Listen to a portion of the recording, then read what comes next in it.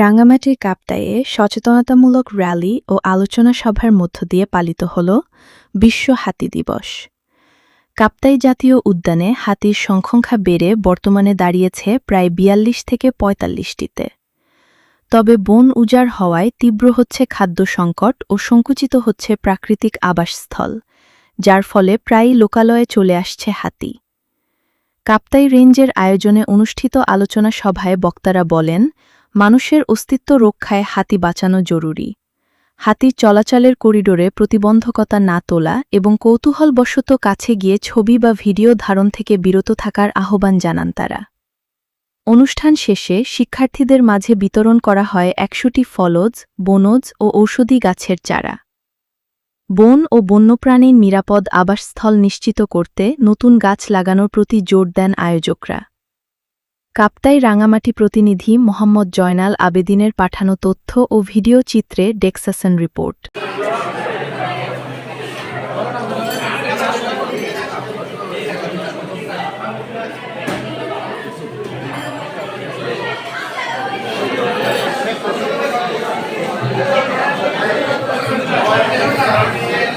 বিভিন্ন রাজনৈতিক বন বিভাগের কর্মকর্তা কর্মচারী বিন্দু এবং বিভিন্ন প্রতিষ্ঠান থেকে আসলে বিশেষ করে নরহদা কাদের উচ্চ বিদ্যালয়ের ছাত্রছাত্রী বিন্দু সহ আমরা সকলে মহোদয় যিনি ওনার নেতৃত্বে আমরা এখানে র্যালি করেছি।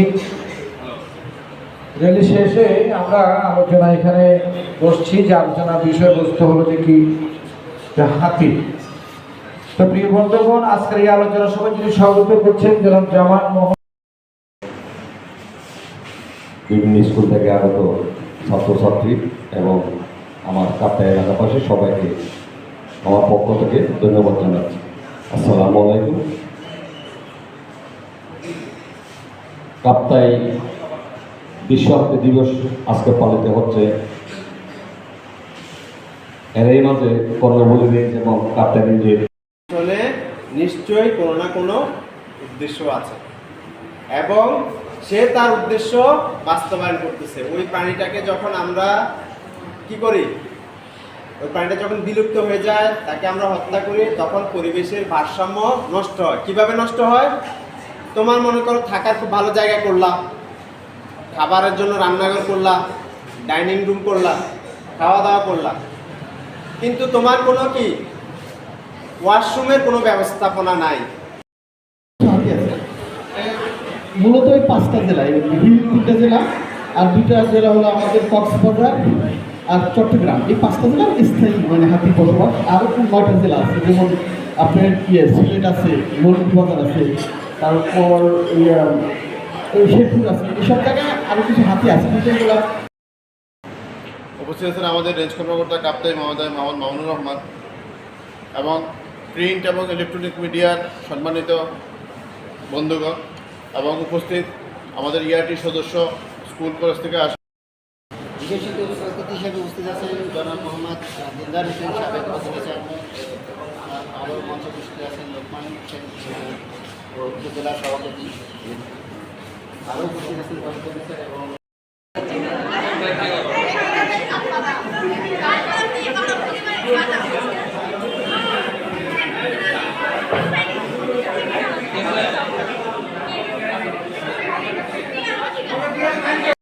আমাদের ন্যাচারাল ইন্ডিকেটর।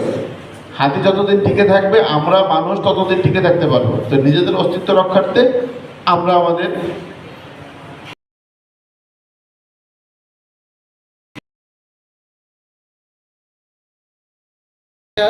জনাব মোহাম্মদ মামুনুর রহমান মহোদয়।